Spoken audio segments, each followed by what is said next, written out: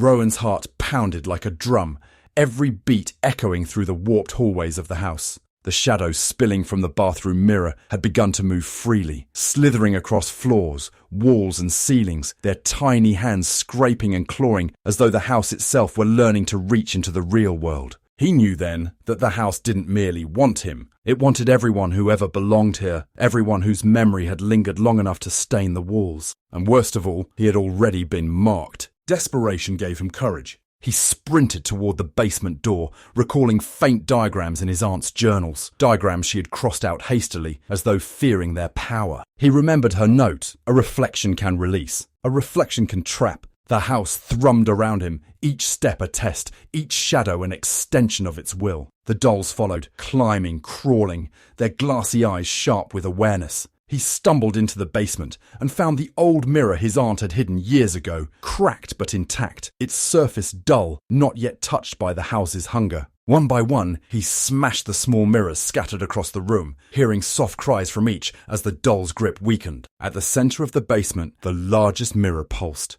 He approached it cautiously, aware that Iris's doll, or perhaps Iris herself, stood waiting on the other side, locket in hand, her expression calm, expectant. The shadows writhed, clawing at the air, their whispers rising into a cacophony of memory and longing. Rowan gritted his teeth and held a candle to the mirror's surface. The flame flickered violently as the mirror began to ripple, then warp, then bend like liquid glass. Through the warped surface, he saw not just Iris, but all the dolls that had ever been made in the house, each one pressed against a pane of reflection, frozen, watching, waiting. Summoning every ounce of courage, Rowan whispered her name, Iris. The sound resonated differently in the basement, amplified by some unseen mechanism of the house itself. The candle's flame flared, casting long, shifting shadows. And then, one small, trembling hand pressed against the inside of the mirror, reaching toward him. It was Iris, or what remained of her soul.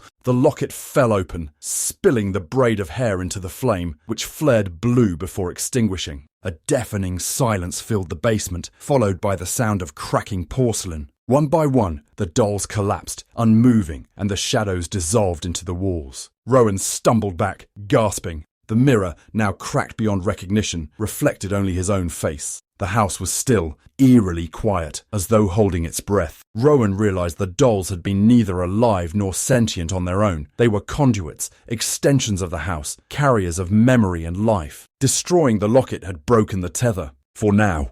But he knew the house was patient. It could wait decades, centuries, until it found the next visitor, the next soul who would wander inside and trigger the cycle again. Rowan left the basement, closing the door behind him, and as sunlight spilled into the hallway, he dared to breathe. The dolls no longer watched from the shelves. The Iris doll lay shattered on the floor, glass eyes staring blankly. He pressed his hand against his chest, feeling the pulse of life that had almost been taken. And yet, in the garden beyond, the cracked windows of the house shimmered faintly, reflecting the morning in colours that were not quite real. Somewhere deep inside, he could feel the house waiting, patient and unyielding, whispering softly, "We will remember you."